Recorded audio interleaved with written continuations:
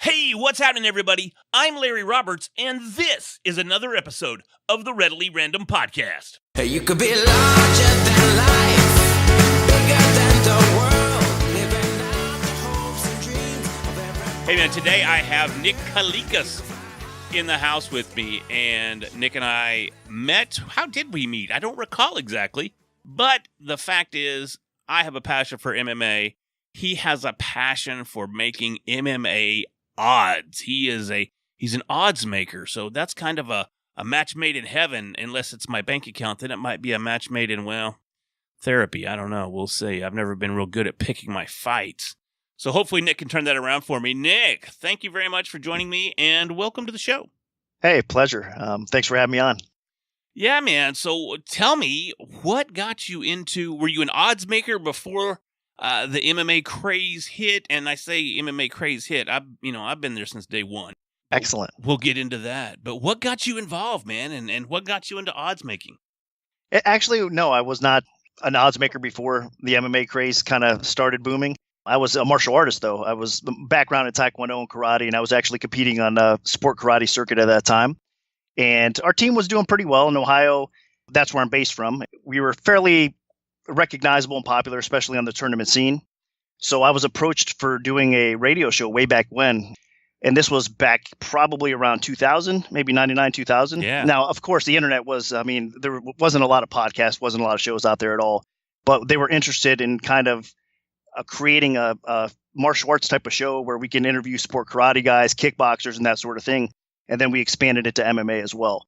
So from there, we had a sponsor actually find us, and it was a sportsbook, an offshore sportsbook at that time, and kind of flew us down and proposed a sponsorship deal for us as well. But more than that, they wanted to actually start creating betting odds for the market and trying to get that niche group of bettors coming in, obviously for new customers, new businesses, stuff like that. So they kind of threw it by me, and I was like, I wasn't too sure, obviously, because, like I said, I was a martial artist at heart. Sure. But as far as the gambling aspect of it, I was unfamiliar with a lot of it. Just an everyday basic, bet a football game here and there, but nothing too extensive. No, that's cool, man. So you were a martial artist. Were you competing on a Tae Kwon Do team? You say sport karate. I'm familiar with sport karate, but maybe broaden my audience's horizons a bit. Were you out there swinging your dual nunchucks around? Were you point fighting? What exactly were you doing? That's exactly it. I was point fighting. The Professional Karate Commission, which is still around, it was, especially in Ohio, was really big at that time. So we trained and competed in, with the Professional Karate Commission in that circuit. And then extensively, a little bit further beyond that, there was a national circuit as well, NASCA. Are you familiar with NASCA at all? Of course. Okay. It's North one of the American Sport Karate Association. Yes. And it's very prestigious and one of the best leagues out there for sure. And then also the National Black Belt League, NBL. Mm-hmm. So I was competing in all three circuits as well. But mainly, we got our start and expanded from PKC on.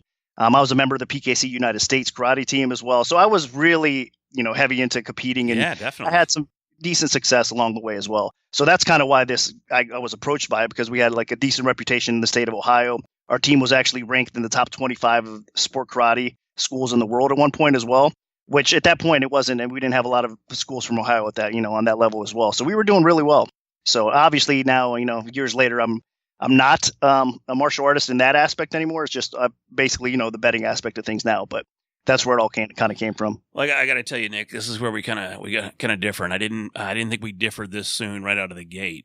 But I still consider myself a martial artist.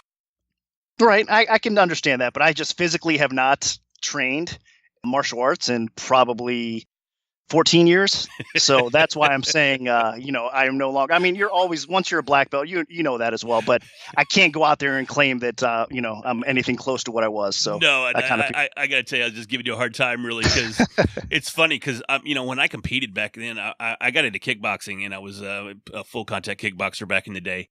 And I used to love to fight with my belt on, which my instructor would say, dude, you don't do that. If you take a side kick or a jump back kick to that knot, it's going to drop you, bro. And I'm like, it's just something I got to do. Cause I remember watching the PKA days, and those guys, yes. Joe Corley and those guys, they fought with their belts on, and I got to fight with my belt on cause I'm living my childhood dream.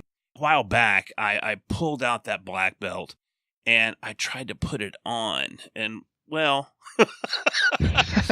I'm not that black belt anymore. Let's put it that way. That's for sure. So it just, right. I'm with you. I can get it around, but you're supposed to take it around twice. And that's kind of where I came up a little short. But right. anyways, so no, man, I was just No, giving you a that's hard awesome. time. I didn't realize your background. So yeah, PKA, you're bringing back a lot of memories. That was elite kickboxing back then. I used to love it. Watching, I never did kickboxing as far as professional fights or anything. I've trained kickboxing, but I never, actually had a professional kickboxing match. We were all more point fighters than anything else. So that's cool, man. Joe Corley, yeah, he's actually the promoter of the Battle of Atlanta. Yeah. So that's one of the most prestigious tournaments in the world as well. It is. Yeah, my instructor, Rick Arnold, who's a great friend of mine as well, he was just inducted into the Competitive Black Belt Hall of Fame, I believe it was, at the Battle of Atlanta this year. So he went up, and Bill Wallace and Joe Corley, we're on both sides of him, and I'm sure everybody else was there too from back in the day that's still around. But that was a huge, huge honor, and he competed on the national team. He traveled the world competing on the United States Tae Kwon Do team. So he has a very extensive background when it comes to tournament competitions, and that's where I'm different a little bit in that I've got a black belt in Tae Kwon Do, and I'm a second degree black belt in American Kempo. But I never really did a whole lot of tournament fights. I mean, I did some, minimal. And I did a couple in the black belt division. And it just, I don't know. I don't think I had the fast twitch muscles that made me as successful as I thought I would be in my head. So I was like, let's just fight. No, it is two different sports completely, right? Yeah, definitely. So I totally get it. The close thing to kickboxing for the point karate fighters was the continuous sparring that like NBL. Yes. I don't know if NASCA actually picked that up. They probably did at some point, I would imagine. But yeah, continuous fighting was kind of the closest thing towards, kickboxing at that point. Yeah. But yeah, that's cool. all great, man. Loved it. All the striking aspects, even K1 back in the day. That's what got me, loving even mixed martial arts. Yeah. For me, I was one of those guys at the beginning. My brother was more of an MMA fan, and I was more of the kickboxing style, no, I want to watch K1 instead of MMA. Come on. I'd rather watch, at the beginning of everything. Of course. That's the way it was. I favored old school strikers are better than grapplers. Grapplers got no chance. Now, obviously, years later, wow, how my eyes have opened since. Right. It's funny because I used to want to fight for Scott Coker so bad. I mean, that was like a goal of mine was to fight in K1 for Scott Coker. And I never accomplished that goal. But one of my training partners, I mentioned in an email, Pete Spratt, Pete and I, we've been friends forever, and he came up in K1, and then he switched over to MMA and found some success there, and now he teaches Muay Thai full-time. I mean, he's got a gym down in San Antonio, and his gym's producing UFC caliber fighters, and he's just having a great life, just immersing himself in martial arts from every angle, so it's kind of cool, and I'm not the least bit jealous. No, Pete Spratt is an all-time great as far as the striking aspect of MMA goes as well. I mean, man, that guy in his prime, yeah, he was really fun to watch. Nasty. I mean, just beautiful. I mean, really good. You don't want to get kicked by him, I promise. And this is from first-hand account, I promise. I can imagine. It sucks so bad. But it sucked no, it didn't suck in a good way. It just sucked. That's all there is to it. So, man, you got into the odds making, and you seem to have found. I mean, I'm on your site, right? This thing is glorious. Although I compliment you, and you say, "Well, we're going to redo the whole thing," and then I felt like a dork. But MMAoddsbreaker.com is your site, and this thing has everything. This is a great looking site, and it's up to date. It's current. It doesn't just have UFC stuff. I see some LFA on here. I mean, I'm seeing stuff that I would not expect to see on somebody that doesn't exactly know what they're doing. So I'm giving you my blessing. This sounds great. This looks like you definitely know what you're doing. So how did you take it to the next level? Well, I mean, at the beginning, it wasn't easy, obviously, when they approached us. Even some of the sports books out there would kind of have a negative tone towards it because, WWE, they compared it a lot to that as well. Of course. So some of the management. But again, they had a vision. Some of the early, offshores had a vision to grow the market and try not just to only offer boxing. So back then, I wasn't the first person to ever post a UFC line, but I was the first to kind of take it and push it to the next level where we'd offer like the whole main card and then the full cards. Back then, it was like, 7 fights per card. Now we're talking, this last event had 14. Right. So quite a difference in that. But we actually expanded the market and started offering everything. But the first year or so was tough, man. There wasn't as much footage as you can find today. Today is much easier to handicap fights. Now, it's still difficult. It's not easy to do, But with the information that you have now in 2018 compared to back then, it was tough. But at the same time, there wasn't going to be a lot of opinions that were real great either. So we had a little bit of leeway. You still get most of the bettors that were coming in were not the sharpest bettors either. They were sports bettors that just saw UFC on the board or whatever, and they would, bet the fights or whatnot. But let me get a at the same time, you did have those bettors that were fairly sharp that did know UFC really well. And when we put up numbers down there, they'd win. They hit us pretty good. So it was a losing proposition the first year. Actually, that we offered lines, we took a hit. And I was actually sweating for my job. I was like, man, I have to, because again, it was a kind of a developmental thing where you're learning as you go kind of, and they knew that as well, so it wasn't like we were offering huge limits or whatnot, but we still did take a loss. But I wasn't going to settle for not being good at it. You have, even through martial arts, you have to just put the time in, how hard it is to get even achieve black belt status, Sure. So all that stuff, it made me pretty strong mentally, and I didn't give up as far as making it try to work out. By the second year, we came close to breaking even, so it was a lot better year. And then by the third year, we started turning a profit. So little by little, we started growing the market, started getting better at my job, and I just kind of developed a system on my own.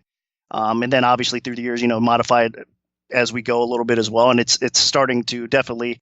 I mean, we got lucky because the Ultimate Fighter back then, with Stephan Bonner. Oh yeah. It saved everybody's jobs. That were man. Every MMA job on the market was up for grabs up until that point. Yes. So, I mean, it was cool because we were able to grow and expand the betting market at the same time as that, UFC boom kind of started.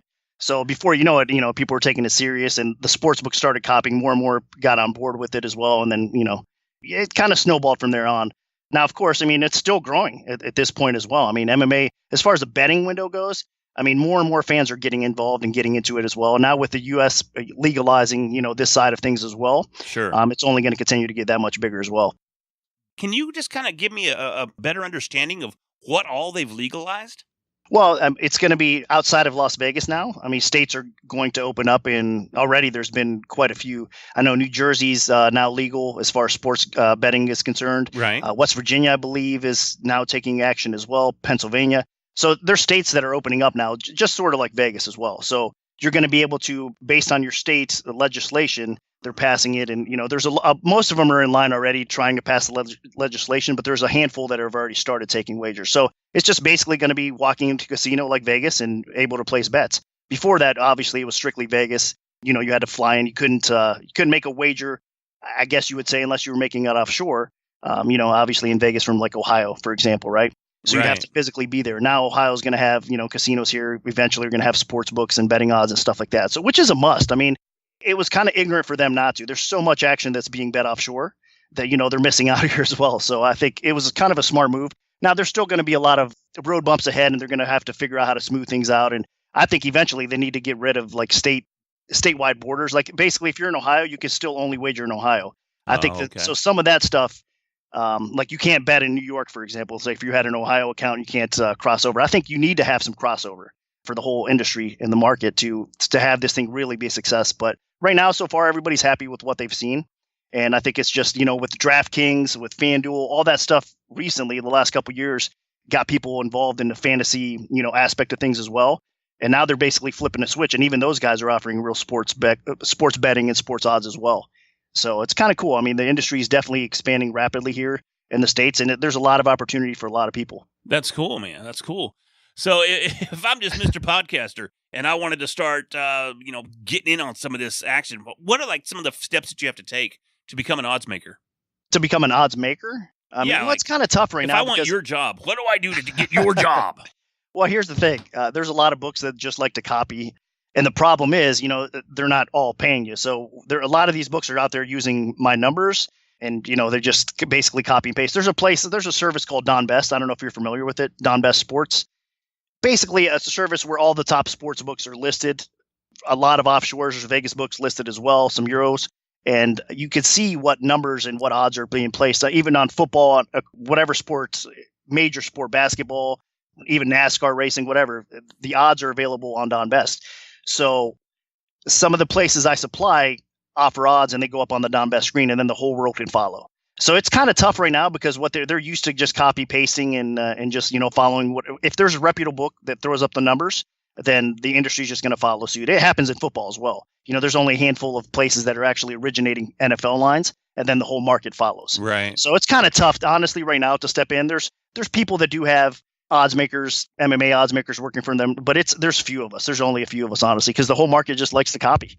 So, I mean, that's the sad thing. So there's not a lot of opportunities to come in and say like, hey, I'm going to be, the UFC odds maker, unless they're going to try to do something totally different or kind of figure out a way to make it worthy. Because like I said, the industry is going to save a lot of money by just copy pasting, honestly. And a lot of these sports books, unfortunately, are kind of like that. They'd rather save a penny and just copy paste, wait till the lines settle kind of, and just go from there. I'm wondering, are there any other organizations that are out there as far as fight promotions? I see you've got UFC and I see you've got Bellator out there, and Bellator is kind of, sometimes it gets a bad rap, but it's pretty accurate rap of saying that it's kind of the graveyard for UFC fighters to go and just ease off into retirement if you consider getting punched in the face easing off into retirement. Is there any other promotions out there that you're giving odds on these days? Yeah, actually, like you mentioned, Bellator's been pretty good overall, but you're right. They have been getting a lot of the UFC names that have kind of on the decline or whatnot and put them on roster. And hey, they're still getting some clicks, though. They're still doing pretty well with it. And I think overall the roster's kind of mixed with some good young talent as well. So they're kind of bringing up their own fighters as well as getting some UFC vets. So their business model is actually doing pretty well. And I think they're going to continue to have some success and be a legit contender, a legit competitor to the UFC for a while. But outside of that, I mean, LFA, as you mentioned earlier as well, man, that's an outstanding organization. And Access TV fights, Access TV has, fights every Friday. Sure. And a lot of it is LFA. There's CES as well that they have. Yep. We post odds on that. So any MMA fights that are shown on Access TV, at least the main card or the main few fights, that we post odds on that as well. Kickboxing, you'll like this. Glory Kickboxing. Man, that's an awesome league. Heck yeah, and that's basically taking over for K1, right? So exactly. So this is the elite, this is where all the best fighters in the world are fighting for kickboxing right now. So I love that sport still, obviously. We put lines on Glory Kickboxing as well. Then some European leagues like Cage Warriors, you could see, we had lines on those guys as well. So if it's a reputable organization and it usually gets requested at the sports book or whatnot, I mean, we'll think about it and we'll probably post a line if the fights are worthy. That's so cool, we're not only limiting it to UFC or Bellator or whatnot. Now, of course, the wagering limits are going to be a lot smaller on these organizations than the UFC. So the per bet, per fight, I mean, the UFC is where it's at. I mean, even for website clicks, and a lot of the major media outlets will tell you that the same thing as well. UFC just trumps everything. The traffic is ridiculous for a UFC event compared to anything else, right? So that's the same thing at the betting window. I mean, that's one of the things that I've always, I didn't mean to cut you off. I'm so sorry. No problem. That's one of the things that surprises me is that Bellator is actually making their way around to being, as you said, a legit competitor, because they do have a lot of homegrown fighters as well. Finally, we're going to see Venom Page get tested, which I'm excited about that. Yes. That's something that I'm really excited about. And if he lives up to the hype and he makes it through his next fight, then I'll be like, okay, it might be time to jump ship and go to the UFC. But it's their name is what's always stumped me. And I always called their business plan a little shoddy just because of the name, because, I mean, that's a hard name to pronounce. Yeah, it is. And they were kind of focused more early on, like to Latin America and I think more of the Spanish community, right? That's kind of where they got their start. And then they kind of switched gears a little bit and went kind of more the UFC model as well. So, yeah, it's something different. I forget what Bellator stands for. I think in Spanish it does. Warrior or something. I mean, it's something fighting related, It's right. Fighting spirited or warrior. Or nobody that speaks Spanish, please quote me on this because I really don't know. So let me ask you, back in the day, when I say that, I'm talking the early 2000s, late 90s, what was one of your primary sources for finding out information on the fights, and how were you laying lines for the fights back then? Honestly, the forums like ShareDog and the Underground MMA.tv, those two were huge for me right away. Getting you had to also figure it out. You try to handicap your fights to figure out yourself who's going to win or lose. But then it is important to actually go out there and feel who everybody else is picking and who everybody else is thinking, because obviously a lot of times when I set a line, when I'm done with my handicapping, it comes into play who everybody else is going to bet as well. So there's many times I've opened up fighters an underdog that I think are legitimately going to win, that I have to open up the other guy a favor because I know that all the betting action is going to come his way. And you don't want to get burned on something that, if you're wrong, then and the public thinks this guy's going to win easy and he goes out there and wins. So it's a very tricky thing in that aspect of things. So I mean, that was even from the beginning. I knew that was a big factor. You wanted to try to find out yourself, get as much knowledge and figure out who's going to win or lose a fight. But then getting the general public consensus out there and who they're picking and stuff, you have to put that in perspective and have that, implemented in the odds as well. So in a very basic way, I did that back then through ShareDog, through MMA.tv. Now, obviously, like I said, there's just so much more information out there. And a big part of it now is also, obviously, as much footage as you can watch. I mean, the successful MMA bettors out there, and it is a beatable sport, definitely is. It's one of the sports I think that if you do your homework, and you're willing to put the time in, you're going to profit by the end of the year. The hardest part about this sport, honestly, in my opinion, for winning and losing, if you do your homework, is the judges. The judges are just god awful. I mean, it's so bad. The decisions that you get out there, man, it frustrates the hell out of me, honestly. But with that said, I mean, you can still, pick the sport apart enough that it's going to be a profitable venture by the end of the year if you do your homework. And a lot of it is film study. If you're looking at the price and you're like, man, I just watched footage on, I went back and watched 5-6 of this guy's fights and whatnot. I mean, it does start clearing things up for you, right? But a lot of people don't take the time and do the research and do their homework and develop a system to make it successful. Right. No, I mean, you've really got to have an in-depth knowledge of what you're betting on. Otherwise, you're betting on the hype. You're like the Conor and Khabib fight that's coming up, the McGregor and the Magomedov. I think I said that right. Their fight that's coming up, not this weekend, but next. I mean, that's a huge, huge, huge fight. And I was going to save it for the end, but we're getting close to the end anyway. So lay it on me. Who's the betting favorite? Well, I opened Khabib minus 185, so just under 2-1. I know that's crazy because it's Conor McGregor and everybody, like you just said, the hype is huge, right? But I mean, here's the thing. The smart bettors know what Khabib is made of. I mean, this guy is just one of the most dominant wrestlers that the UFC's ever seen, grinder. Oh man, just another level, he's taken guys that have decent wrestling and decent takedown defense and ragdolled them still. Right. just that he's a beast. I mean, just a handful. So the sharp bettors are going to come in, and if you give them a low price on Khabib, they're going to come in and eat you alive, right? Because of Conor, so you have to be smart with this fight. But at the same time, the books are getting drilled right now. I mean, all of them are heavy on Conor McGregor action. That's the popularity and the demand this guy gets every time he steps in there and fights. I mean, that's why the UFC, obviously, they need him. I mean, right now, he's a big part of, their business plan and, he's huge, and the success that they've had, for sure. So let me ask you this, because I was curious. I tried watching the press conference. I'm a huge press conference nerd and a weigh-in nerd, and whether I want the real weigh-ins, I don't want the ceremonial weigh-ins. I want to watch the actual weigh-ins and look for something cool to go down or just whatever. But I had to turn the press conference off because Conor was just out of his mind. I know he had to be drunk or high or both. There's rumors that he does coke and this and that. We all know he drinks. He loves his whiskey, right? So that's all it was. It was, you'll do nothing and you'll drink me whiskey and that's it. So I was like, I'm tired of hearing this. He's repeating himself now. I'm curious, did the lines change after that press conference? Not too much. They did not. A little bit. It did. I mean, probably around 5 cents or so, because it was around minus 155. Because right now it did drop from my opener at minus 185. Now it's minus 160 at some places. So it already dropped about, 25 cents or so. And it's going to continue to move back and forth a little bit as well. But it was down to about $1.50, $1.55, minus 155. So now it's back up to minus 160. So maybe a 5 cent swing, but that could just happen. So we're not sure if it's exactly related to that. You know what I mean? There's 5 cent swings all the time. Sure.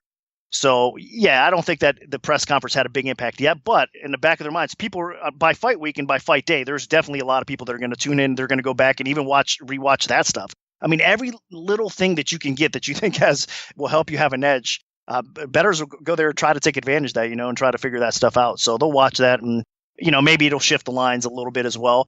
But overall, it's just, I mean, the Conor hype is just so crazy that people are just betting it. I mean, they're not researching this fight. They just see Conor McGregor as an underdog. Right. They're coming in. Right. And of course, all the Irish fans, I mean, they're going to back their guy for sure as well. Oh, it doesn't matter. Yeah, it doesn't matter what he does. I mean, they're 100% going to back him. They always do. And that's great. I mean, it's great to have that kind of support.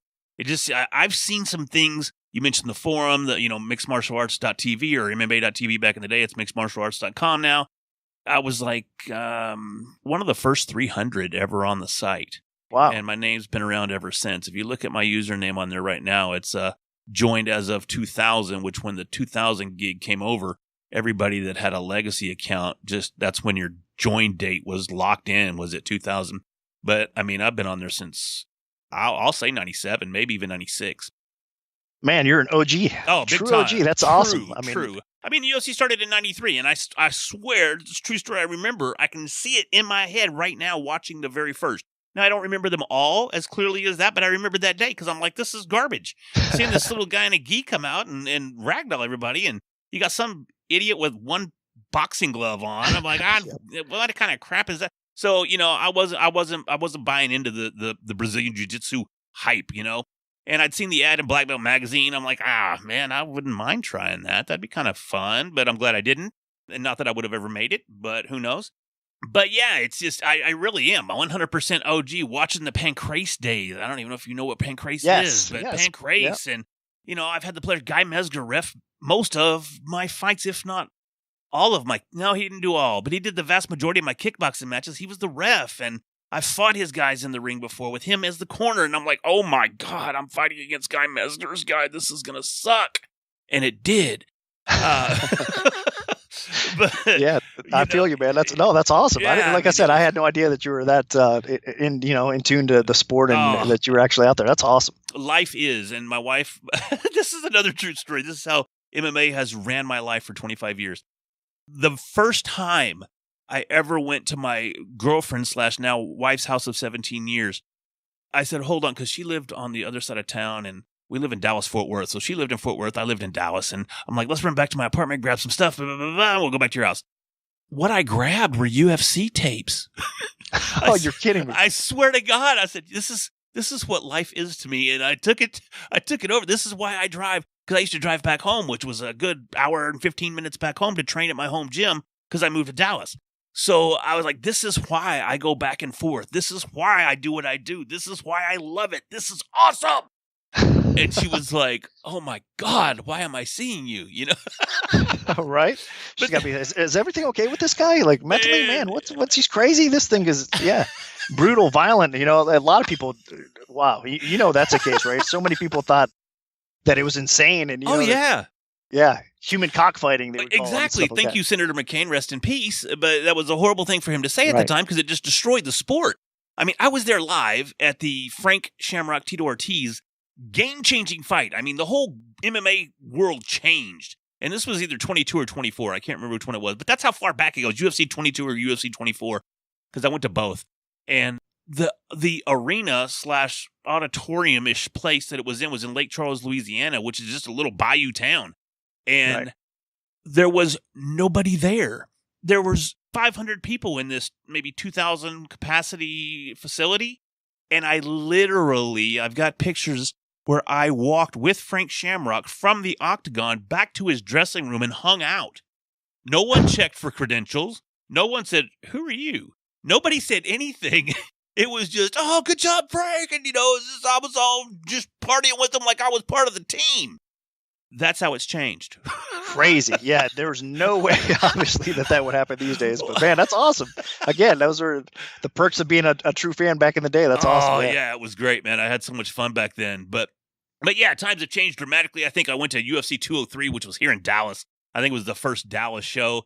And I was like, this is going to be so awesome. I brought friends. I said, we're going to have a great time. We're going to meet fighters. And we're going to and nothing like that happened. We met no one. We sat in the nosebleeds. It was just I mean, tickets aren't cheap, these days either. You're right. And those were like $250 seats, and they were literally. I mean, our heads weren't against the back of the wall of the AA center or anything, but we didn't have good. We had to watch the monitors, the big screens.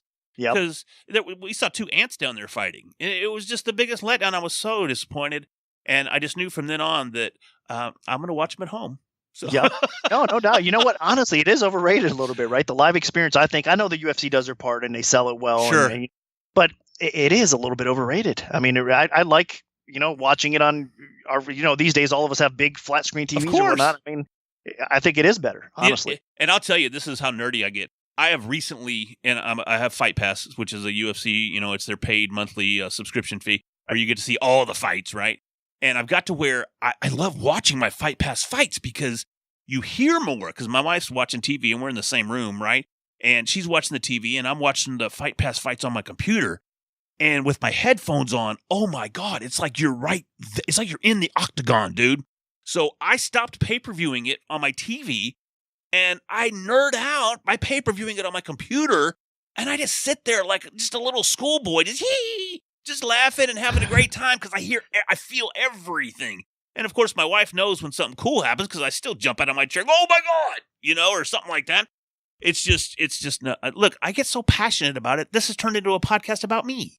No, that's cool, man. I love it. I love it. You're a true fan. I mean, yeah. You know what? I'm gonna have to try that sometime. That aspect of I highly recommend it. I think I could see it. I mean, I'm on Fight Pass as well, obviously, because we cover a lot of those. We put odds on those fights as well. Sure. So, yeah, I totally get what you're saying. I mean, especially early on with the Fight Pass, the prelims, all that stuff. Because there's not a ton of people usually in the arena at that time either. So, yeah, it's definitely a different look and feel. So. I'll have to do that. Yeah, I haven't tried it it that way. Obviously, I have the Fight Pass on, but I haven't put headphones on and kind of got into it that way. It's insane, brother. I tell you what, man, you will not want to watch it on TV ever again.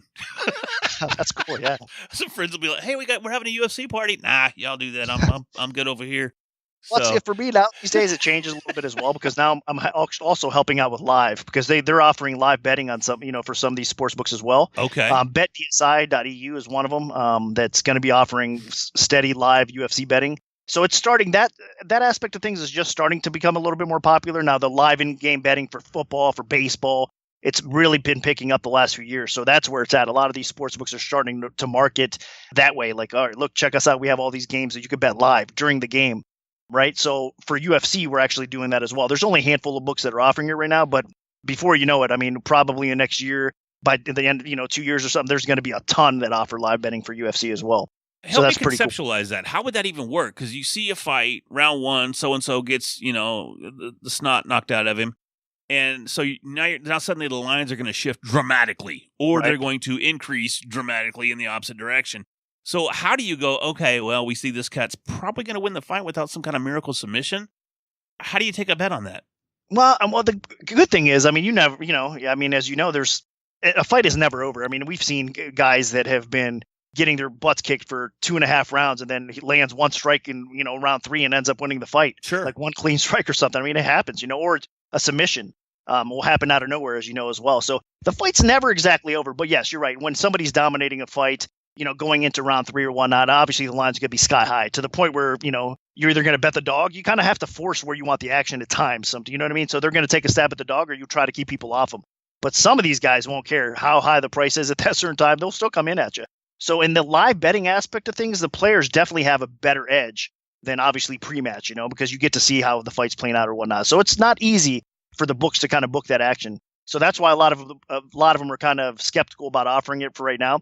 But if you control the limits and not let them kill you on it, like not, you know what I mean? And I think you can make it where it's going to be at least a small profitable venture at the end of the year or kind of a break-even thing to, again, just have something different to offer some of the customers that maybe some of your competition does not have, just a different way to differentiate yourself from your competitors as well. So some of these other sportsbooks are going to be doing that. And like I said, eventually they're all going to be kind of tuned into it. Now, some books are going to go between rounds. So when the round's over, they're going to put up a line. And then when the round starts, they're going to take it down. But a book like BetDSI is actually leaving the line up throughout the fight.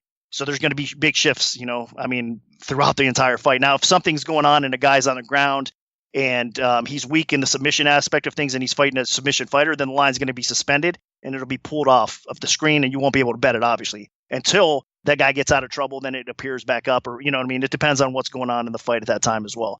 So it's kind of tricky. But at the same time, there's a lot of people that think, oh, this is easy. This guy's dominating round 1. He's winning the fight. But cardio comes into play quite a bit in the sport as well. Sure. So a guy dominating round 1, some of these books that don't have knowledgeable people, I think this is where maybe you were talking about how you become an odds maker.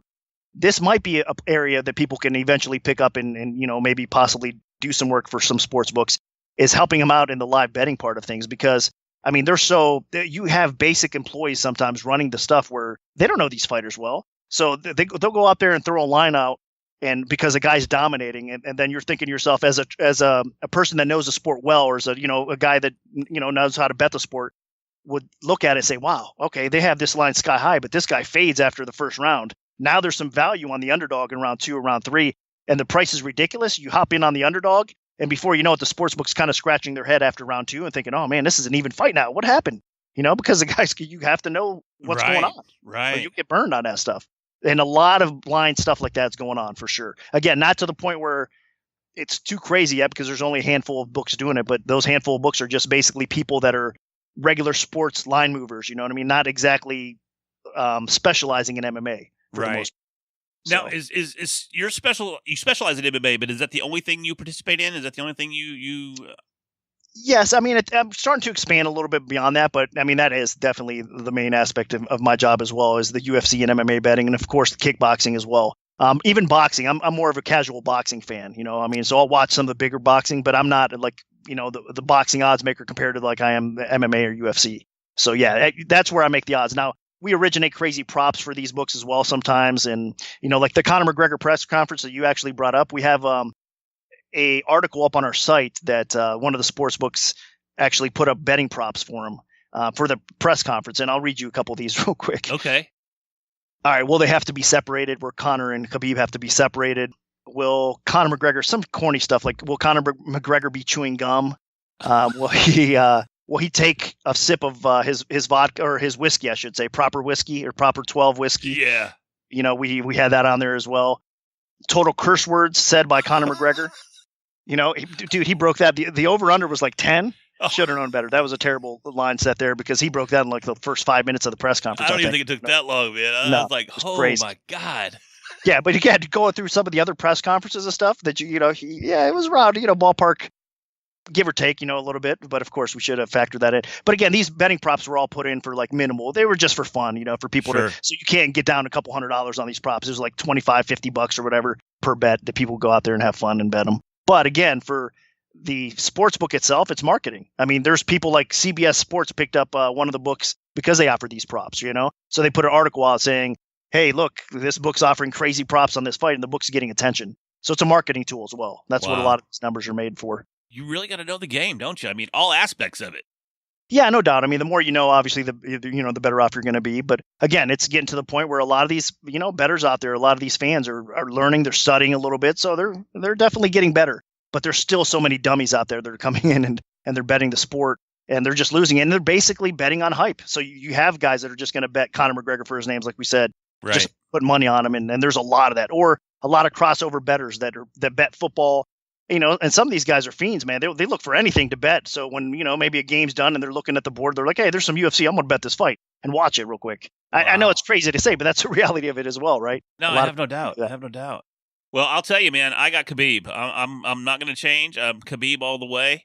I've always been a Conor fan, but he kind of jumped the shark with the dolly. He kind of did that gig there, and then at the press conference, he just kind of confirmed my latest feelings about him. So we'll see what happens. I'm with you. I think that their value is, I've said it before, and I'm, anything under 2-1 for Khabib, I think there is some value out there. Yeah. So, and it's sitting at half that price, basically, almost. So around 160, this line's going to continue to increase. It'll go back and forth, and I'm saying that because I think there's going to be a time where this line drops even more, and you're going to get a better price probably on Khabib because, there's going to be some big action that's still to come in at a lot of sports books. So it'll cause a ruckus at the Don Best screen, and the market will move. But as we get closer to the actual fight, I think the sharp action is going to come in and hit Khabib, and you're going to see the line kind of climb back up a little bit as well. So there's going to be a ton of money wagered on this fight, and most of the books are going to need Khabib to come through. Yeah, sure. Yeah. Yes, I'm sure they are. And that's not a bad spot, right? I mean, Yeah. That's where you kind of want to be in this fight. Now, if Conor goes out there and knocks him out, which, look, the guy is a special, talented striker. Yeah, There's no question about that. If he touches you in the right, if it doesn't even have to be in the right spot. If he just touches you, on the chin, it's not night. You're going to go to sleep. But you mentioned earlier the cardio. We saw the cardio come into play against Nick Diaz back in the day. Or was it? I'm sorry, Nate Diaz, not Nick. Right. Against Nate Diaz, it came into play even in their rematch, which could have gone either way, really, honestly. Right. But Khabib, he's a machine. He never gets tired. And even in the Floyd fight, not to interrupt, I'm sorry, but even in the boxing match, it was something different, of course, right? I mean, he got tired. Now, again, he was outclassed by, one of the best boxer of all time, arguably. So, but he was, he gassed there as well. So you're right, he gasses, and that's a big aspect of this fight. Imagine his fight with Khabib coming up. I mean, he's going to have to get up off his back. Unless he knocks him out in the first exchange, he's going to have to get up off his back several times in this fight. It's going to be grueling. He can't do it. I mean, he just can't do it. There's no way. He hasn't picked up enough wrestling in the past, we'll call it 2 years, because he hasn't fought in nearly 2 years or over 2 years now. right at that 2-year mark anyways. And he's never had great takedown defense. And he would have lost the fight against, God, what's his name? Mendez? Yes, he would have lost the Mendez fight. Mendez was controlling him. And Mendez got tired. So yeah, he took that fight on super short notice. Exactly. So if Mendez had a full camp for that fight, we would have seen a different outcome, and the Conor hype train would have been derailed even sooner than I believe it's going to come next weekend. So yep, I'm with you. One more quick question, then we're going to wrap it up. I gotta ask though. Jon Jones is coming back into the sport. Do you see him ever being a champion again? I do. I think the guy's talented enough that, honestly, he can win either strap, the light heavyweight or the heavyweight. I think he has his eyes on both now, obviously, after Cormier stole the strap from Stipe, the heavyweight crown as well. So he's a double champ now as well. So I think he's going to go after both titles. Now, you know what, though? Jon Jones, his last couple fights, he has not looked good. Now with the time off as well. He hasn't really looked up to par. Even the Cormier fight where he ended up winning that fight, obviously, with a beautiful head kick. That was nice. But before that, Cormier was winning that fight. Yeah, he really was winning that fight. Yeah, he really was. I don't know that. I still think Jon Jones has his number, though. I don't see Cormier beating him, at least not consistently, for 5 rounds. And there's still always that opportunity with the magical striking that Jon Jones possesses, pulling something out like he did with that head kick. My biggest concern is, can he keep his nose clean?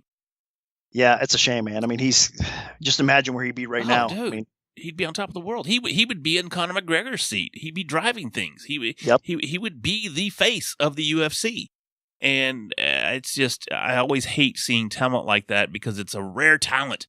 And it's just, to see talent like that go to waste because you can't keep your ducks in a row is really disappointing. So. Yep. And I hope that this is it and he's really cleaned up his act and we don't see anything else from him because, look, he's not getting any younger. And we'll see.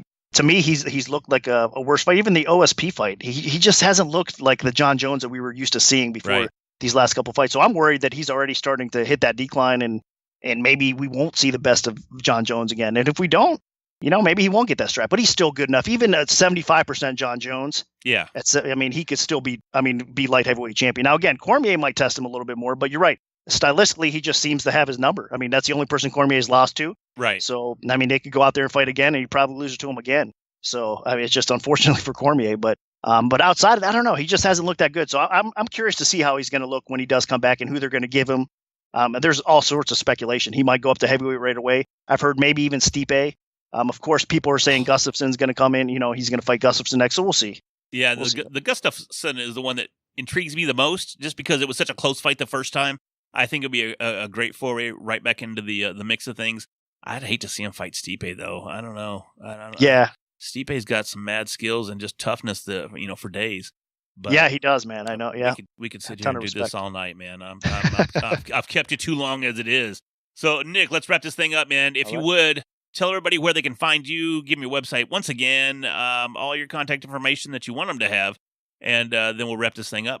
All right, check out MMAoddsbreaker.com, and you can find me personally at Twitter at Fight Odds. Those are probably the 2 things that you want to check out the most, I guess, with us. So MMAoddsbreaker.com, and then at Twitter, of course, at MMAoddsbreaker, and then my personal Twitter handle is at Fight Odds. Cool deal, man. Nick, I really appreciate it. Give me 2 seconds, and I'm gonna come back to you. Okay. All right. Hey, everybody. Thanks for listening to another exciting episode of the Readily Random Podcast. This one's been so mixed martial arts centric that I loved it, and I only hope that you enjoyed it as much as I did. So, hey, if you are wanting to start your own podcast, don't forget, check out my book, 1 + 1 = Podcast, Simplifying the Equation of Podcasting Success. I'll be there to guide you every step of the way. So until then, thanks once again for listening, and I'll talk to you soon. Take care.